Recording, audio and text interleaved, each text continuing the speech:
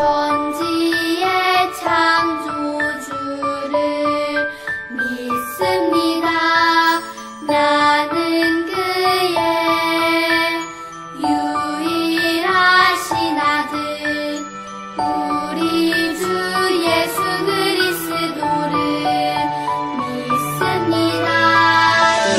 이는 성령으로 잉태되어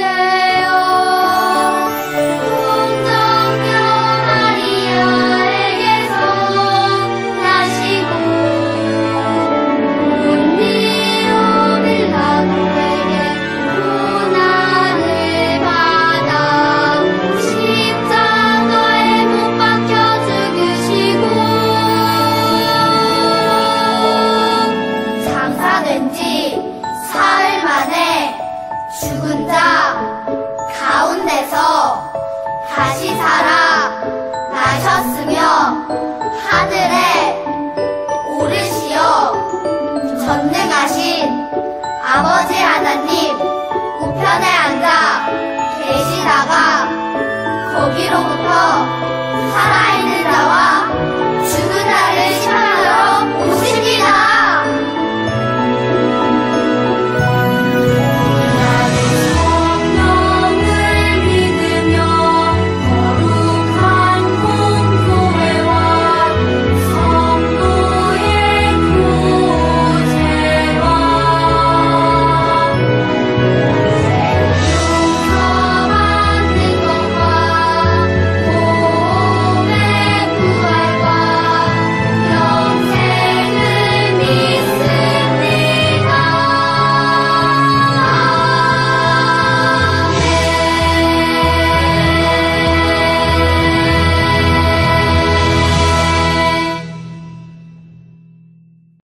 샬롬! 사랑하는 아동 공동체 친구들, 이 시간 하나님을 기쁨과 감사함으로 찬양해요. 날마다 오직 하나님 한 분만 찬양해요.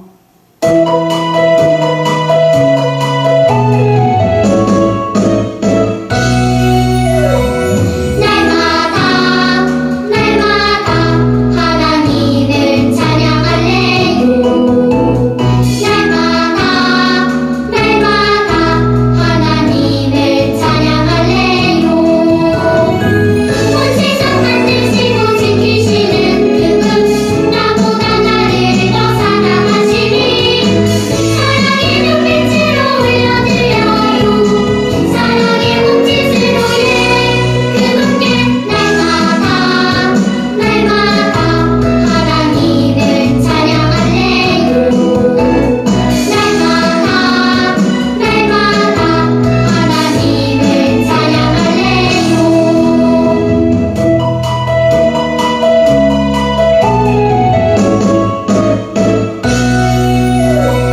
날마다 하나님을 찬양할래요.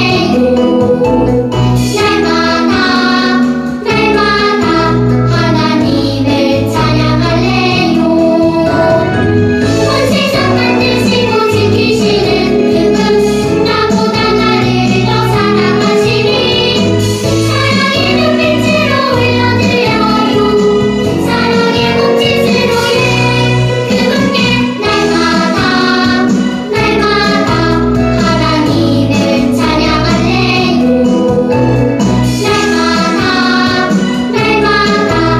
하나님을 찬양할래요.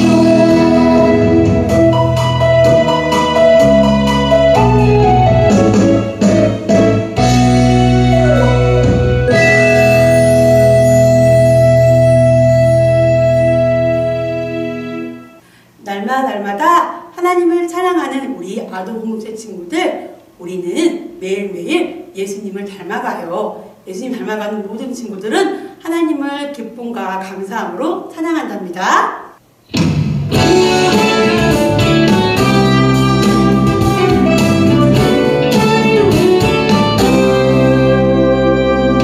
너와 나의 모습이 예수님 닮아 너와 나의 모습이 예수님 닮아 하루 이틀 매일매일 지날 때마다 너 닮아가길 원해요.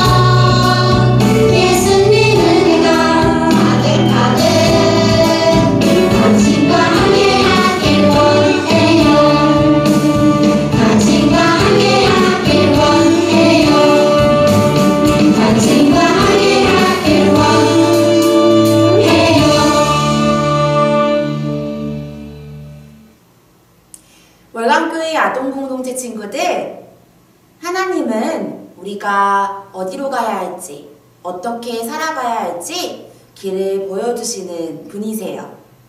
우리가 힘들 때마다 길을 알려주시고 또 빛이 되어주시는 하나님께 우리가 함께 찬양 올려드려 볼까요?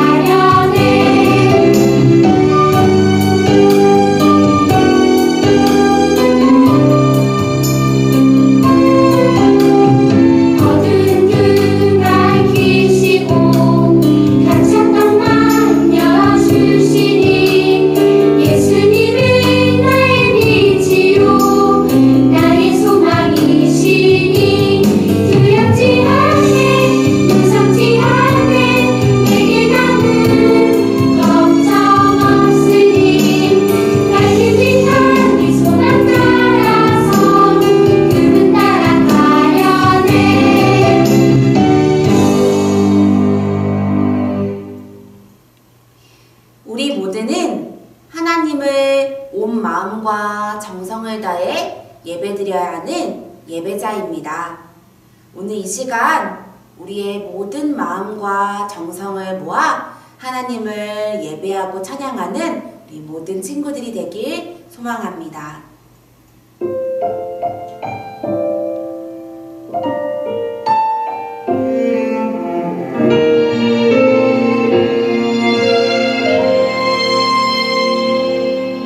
나는 하나님을 예배하는 예배자입니다.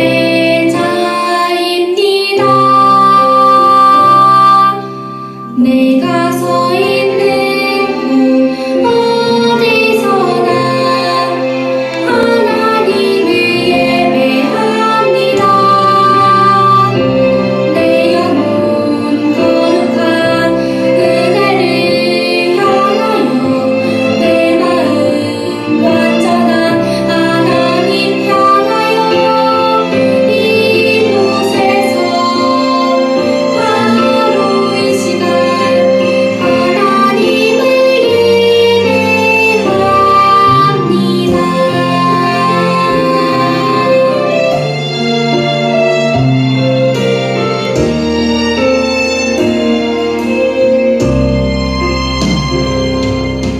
나는 하나님을 예배하는 예배자입니다.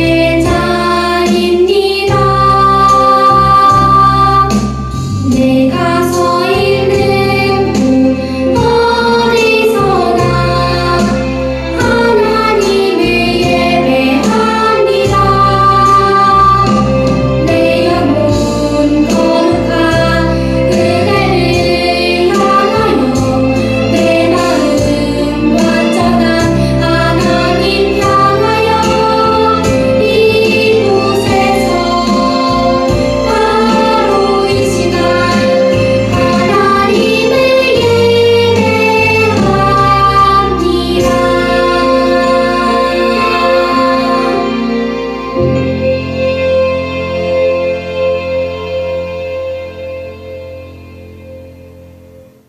기도하겠습니다.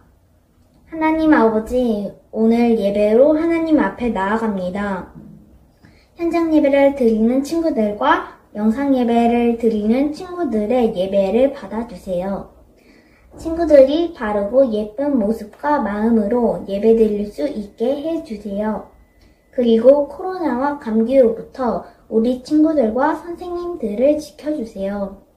말씀 전하시는 사랑하는 전도사님, 성령께서 함께하시어 능력의 말씀, 상처받은 몸과 마음을 회복시키시는 말씀 전하게 인도해 주세요. 항상 우리와 함께하시는 예수님의 이름으로 기도드립니다. 아멘. 하나님이 오늘 우리에게 주시는 말씀은 마태복음 5장 말씀입니다. 우리 친구들 하나님 말씀 한번 다 찾아볼까요? 신약성경 마태복음 5장, 제가 5장 14절에서 16절 말씀입니다. 제가 가진 성경으로는 신약성경 6쪽입니다. 6쪽, 6페이지에 있습니다. 신약성경 마태복음 5장 14절에서 16절 말씀입니다. 우리 함께 읽어볼까요? 시작. 너희는 세상의 빛이라. 산 위에 있는 동네가 숨겨지지 못할 것이요 사람이 등불을 켜서 발 아래 두지 아니하고 등경 위에 두나니 이러므로 집안 모든 사람에게 빛이 있느니라.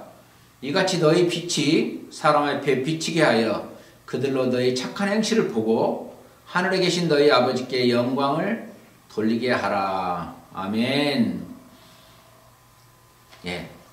어느 나라에 세 아들을 가진 임금님이 있었어요. 이 임금님은 나이가 이제는 많이 되어서 왕위를 아들에게 물려주고자 했습니다.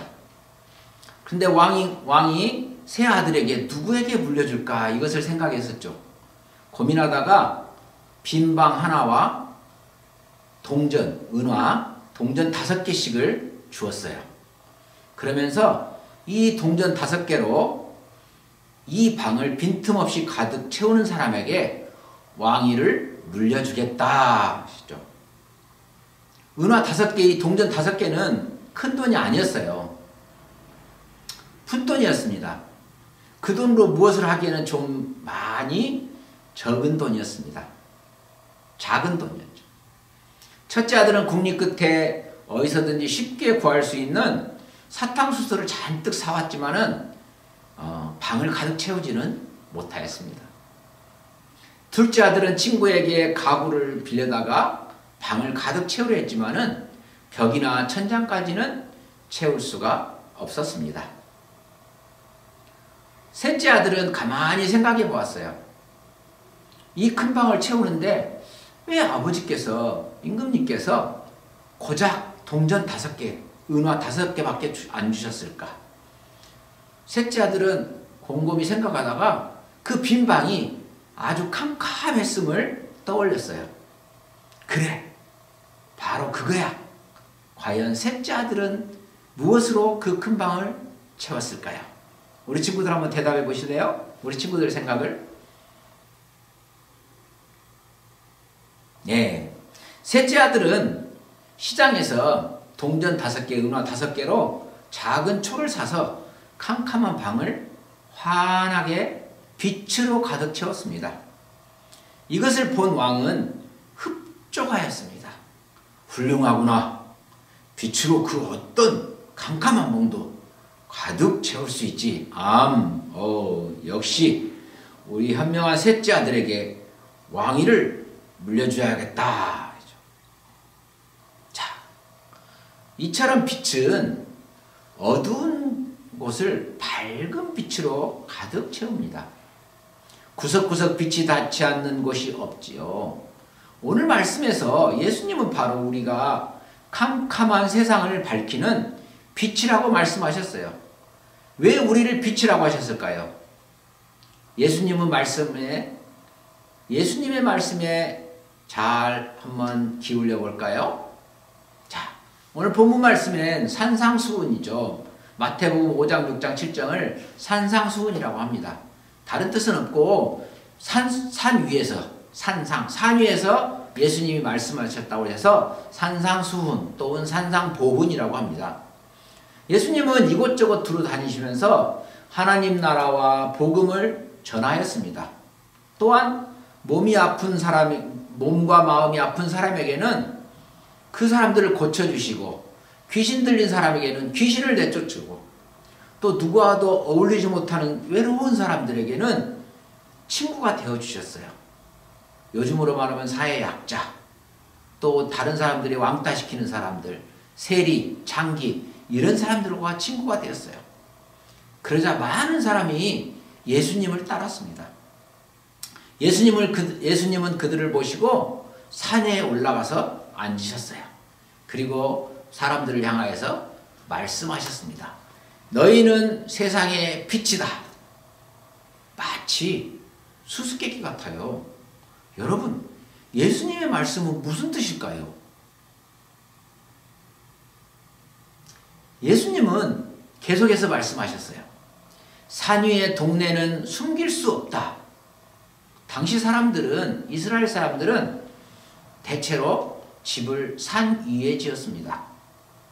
이스라엘은 우리나라처럼 나무가 빽빽히 들어선 울창한 산이 아니에요. 그래서 산 위에 있는 동네는 멀리서도 잘 보이죠. 예수님이 하신 말씀은 산 위에 있는 동네가 누구나 볼 수 있게 드러나는 것처럼 빛도 누구나 잘 볼 수 있기 때문에 숨길 수 없다는 뜻을 설명하고 있습니다. 또 예수님이 말씀하셨어요. 또 등불을 켜서 말로 덮어두는 사람은 없다. 말 아래와 등경 위의 사이에는 원문에는 그러나라는 뜻이 있어요. 그 말씀을 직역하면 말 밑에 두지 않고 등경 위에 둔다 이런 뜻이에요. 말 아래가 아니라 등경 위에 두는 물체인 등불은 율법을 비유하고 있습니다. 등불을 말 아래 두어 방언을 비추지 못하게 하는 것은 하나님이 율법을 통해 의도하신 본래 의도와 목적대로 이루어지지 않고 있음을 비유로 말씀하고 있습니다. 그래서 예수님은 등경 위에 둔 등불과 같이 율법이 세상을 비추고 하나님의 뜻이 이루어지도록 해야 함을 강조하고 있습니다. 율법의 본래 목적과 의도를 따라 온전히 순종하는 착한 행실을 말씀하시는 것입니다. 자, 여기서 우리 친구들 잘 모르는 말이 있죠. 말이 뭘까요? 말. 우리가 말하는 말이 아니고 타고 다니는 말도 아니고 말은 대박이라는 것으로 곡식의 양을 재는 사용하는 통이에요. 통. 바가지 같은 통을 말합니다. 당시 이스라엘 사람들은 등불을 켜서 바닥에 두지 않고 등경 위에, 촛대 위에 이렇게 올려두었어요. 그러면 등불이 더 멀리 비출 수 있거든요. 그렇기 때문에 등불을 켜서 말로 덮어두는 것은 그런 것은 있을 수 없죠. 등불이 그 역할을 하려면 등경 위에 대해서 온 집안 사람에게 더 많이 비추게 해야 할 때 그 등불이 역할을 하는 거죠. 즉 예수님은 등불을 등경 위에 올려놓아야 하듯이 세상 사람들에게 빛을 비추게 하기 위해서는 세상을 향해 내놓아야 한다는 뜻입니다. 착한 행실로 세상을 비추어야 합니다. 말씀대로 사는 게 착한 행실이고 빛이다 라는 뜻이에요. 예수님은 마지막으로 제자들에게 이렇게 말씀하셨어요. 이와 같이 너희 빛을 사람 앞에 비치게 하여 그들이 너희 착한 행실을 보고 하늘에 계신 너희 아버지께 영광을 돌리게 하여라. 빛인 제자는 다른 사람과 구별된 참 제자는 선한 영향력을 나타낼 것입니다.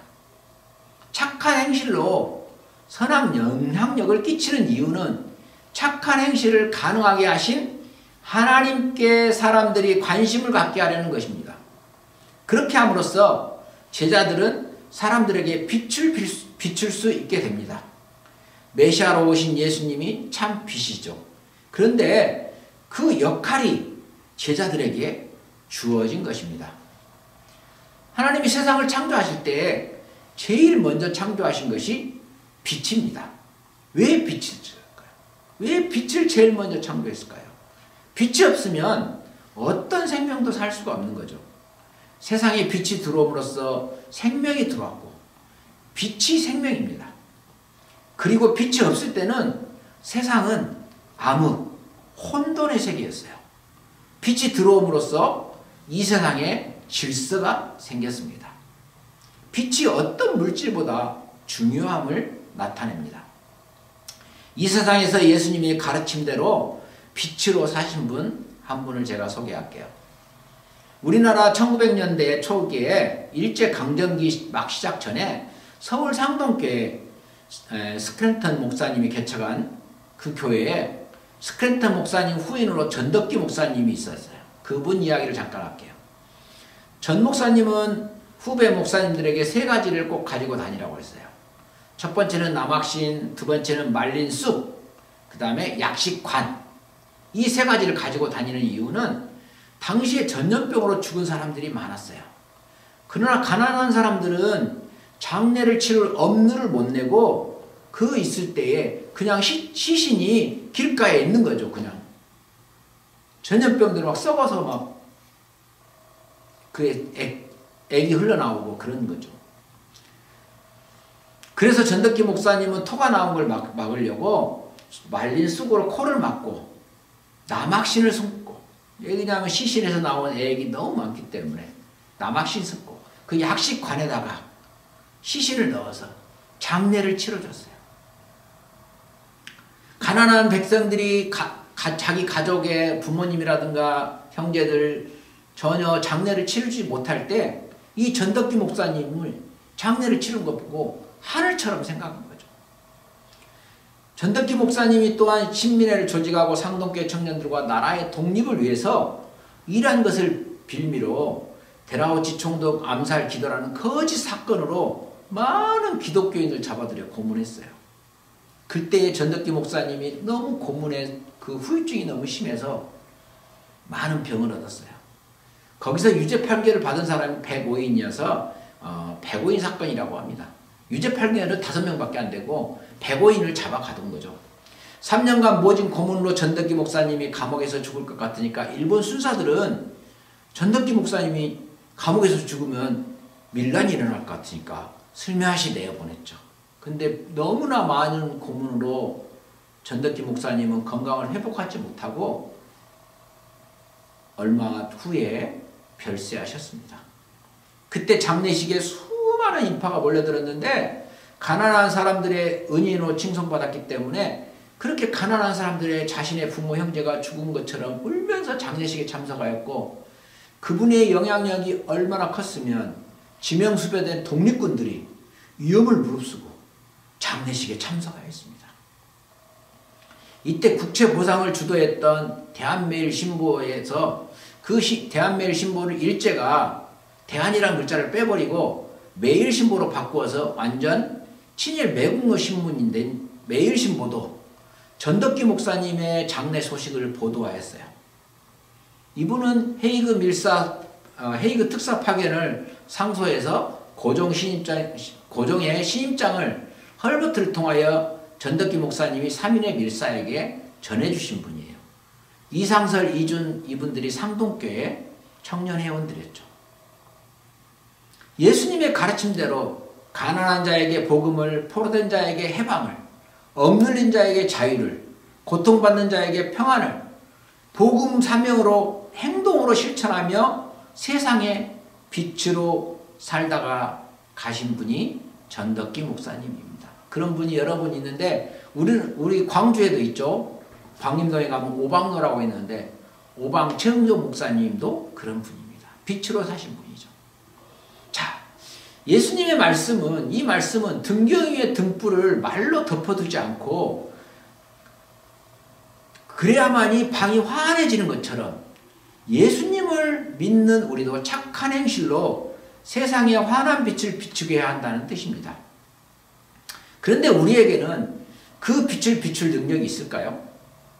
사실 우리에게는 스스로 빛을 발할 능력이 없어요.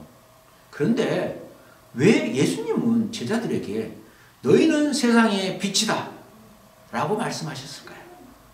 왜 그랬을까요? 바로 예수님으로 인하여 우리가 빛이 되었기 때문입니다. 에베소서 5장 8절에 이런 말씀이 기록되어 있습니다. 여러분이 전에는 어둠이었으나 지금은 주 안에서 빛입니다. 요한복음 8장 12절에도 이런 말씀이 기록되어 있어요. 나는 세상의 빛이다. 나를 따르는 사람은 어둠 속에 다니지 않고 생명의 빛을 얻을 것이다. 죄인인 우리는 어둠에 있을 수밖에 없지만은 이 땅에 우리를 구원하여 오신 예수님으로 인하여 예수님을 믿기만 하면 세상에 빛이 된다는 거예요. 우리의 힘으로 불가능하지만 예수님 안에서라면 우리도 세상의 빛으로서 세상을 환하게 비치게 할 수 있습니다. 그렇다면 세상에 비친 우리는 어떻게 살아야 할까요? 이 땅에 오신 예수님이 보여주신 것을 기억하며 착한 행실로 살아야 합니다. 몸과 마음이 아픈 사람을 위해 전덕기 목사님처럼 기도해주고 그들과 함께 해주고 홀로 외로워하는 사람에게 다가가 힘이 되어주고 어려운 상황에 처한 사람에게 작은 사랑의 손길을 보내고 예수님을 모르는 사람에게 사랑으로 복음을 전하는 거예요. 이것이 빛으로 살아가야 할 우리의 모습입니다.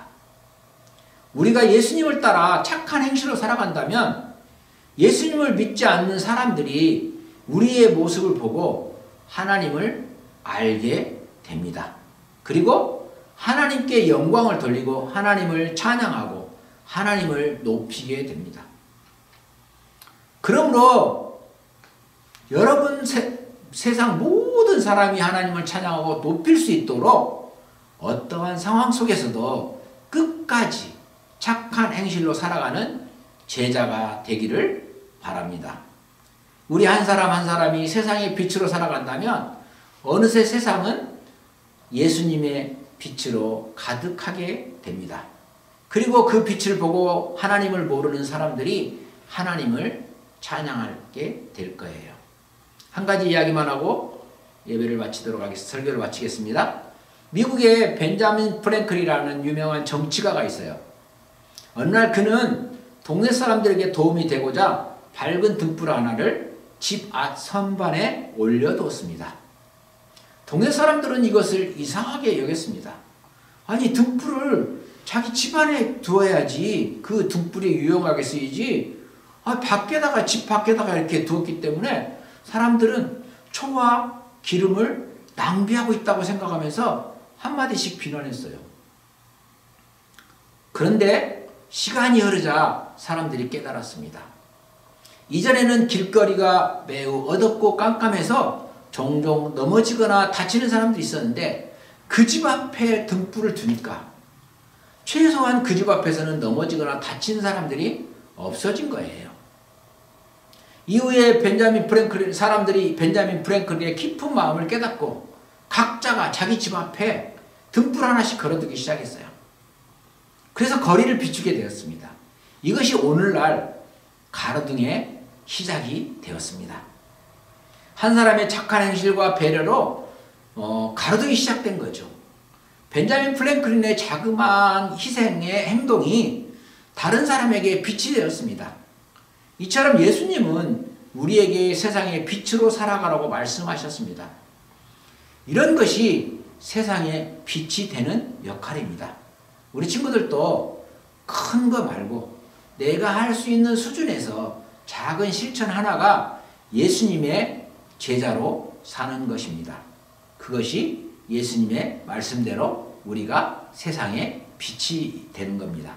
세상에 빛이 되는 예수님의 제자가 되기 위해서는 모두 되기를 예수님이 소망합니다. 아멘? 한 가지 명심할 것은 예수님이 너희는 세상의 빛과 소금이라고 하셨는데 빛과 소금은 자신이 없어지는 희생이 있을 때 그 본분을 다할 수가 있습니다. 소금이 녹아 없어질 때 맛을 내고 빛이 자기 연료를 자기 몸을 태웠을 때 빛을 내는 것처럼 양초가 자기 몸을 태워서 빛을 내죠. 자기의 희생이 있을 때에 그 본분을 다할 수가 있는 것임을 꼭 기억하기 바랍니다. 너희는 세상의 빛이다. 아멘. 하나님 아버지 감사합니다. 산상수훈 말씀을 통하여 너희는 세상의 빛이다 하신 예수님의 말씀처럼 우리가 작은 실천을 통하여 세상에 빛이 되기를 원합니다. 이 세상을 밝히는 사람이 되기를 원합니다. 성령님 우리에게 함께하여 주시옵소서. 감사의 달을 맞이하여 감사하며 세상에 빛이 되기를 원하는 우리 아동 공동체 친구들에게 성령님께서 인도하여 주시옵소서. 감사드리며 예수님 이름으로 기도합니다. 아멘. 아동 공동체 친구 여러분, 한 주간도 안녕하셨어요? 광고 말씀드리겠습니다. 우리 아동 공동체는 계속해서 교회 예배와 유튜브로 영상 예배로 드리고 있습니다. 교회 예배는 자석수 대비 50%이기 때문에 우리 친구들 모두 나와서 예배 드릴 수 있도록 좌석이 충분합니다. 각 공동체에 광고를 참고해서 특별한 사정이 없는 한 교회 예배에 참석해 주시면 감사하겠습니다. 다음 주 영상 예배 기도는 유년 공동체입니다. 유년 공동체 기도 맡은 친구는 전사님에게 수요일까지 영상 보내주시면 감사하겠습니다. 초등 공동체 역시 예배 후에 줌으로 계속해서 공과했습니다. 그 다음에 소년 공동체 성경 통독 일독 도전, 이번 주는 로마서 말씀입니다. 로마서와 고린도전서 5장까지입니다. 우리 11월 달에는 감사의 달이죠. 한 달간 감사하면서 보내시기 바랍니다. 구호는 덕분에 감사합니다. 그리고 우리가 153 감사하고 있죠. 하루에 한 번 감사기도 드리고 하루에 5번 감사의 제목 찾기, 그 다음에 하루에 3번 착한 행실과 선행 나눔 실천하기입니다. 그래서 꼭 한 달 동안, 특별히 한 달 동안은 더 감사하는 한 달로 11월 보내기 바랍니다. 덕분에 감사합니다 하고 옆에 사람에게 인사 한번 해보시겠습니다. 덕분에 감사합니다. 네, 감사합니다. 그리고 11월 27일에는 토요일날 전도 집회가 있어요. 자세한 광고는 각 부서별로 광고 참고해 주시고 전도 대상 초청해서 안내문을 날아줄 거예요. 선물 교환권인데 그 안내문을 전도하고 싶은 친구에게 주어서 같이 나오면 됩니다. 그 다음에 12월 5일에는 전체 출석주일이에요. 그래서 우리 친구들 그동안 영상 예배로 못 드리고 있던 친구들도 12월 5일에는 모두 나와 주시기 바랍니다. 그래서 11월 28일에는 문고리 신방 선생님들이 있을 겁니다. 그 다음에 12월 11일에는 그동안 우리 1년 동안 달달 말씀 암송했던 거 암송대회 있어요. 토요일날. 그래서 교회 예배 나온 친구들은 암송 요절을 종이로 줄 것이고 혹시 필요한 친구들은 선생님에게 말하면 파일이나 종이로 보내줄 것입니다. 이번 주 달달 말씀은 마태복음 말씀입니다. 마태복음 우리 함께 읽어볼까요? 시작. 이같이 너희 빛이 사람 앞에 비치게 하여 그들로 너희 착한 행실을 보고 하늘에 계신 너희 아버지께 영광을 돌리게 하라. 마태복음 5장 16절 말씀. 아멘. 주님의 이름으로 사랑하고 축복합니다. 제가 기도하고 예배를 마치도록 하겠습니다. 기도하겠습니다. 이제는 주 예수 그리스도의 은혜와 아버지 하나님의 그 크신 사랑과 성령 하나님이 우리 안에 역사하시며 우리를 도우심이 빛으로 살고자 하는 우리 아동 공동체 친구들 머리머리 예와 코로나19로 힘들어하는 우리의 이웃과 관계자들과 그 섬기는 모든 분들 위해 그리고 해외에서 복음 전하는 우리 선교사님들 위해 섬기는 공동체 위해 이제부터 영원토록 함께 하시기를 간절히 축원하옵나이다. 아멘.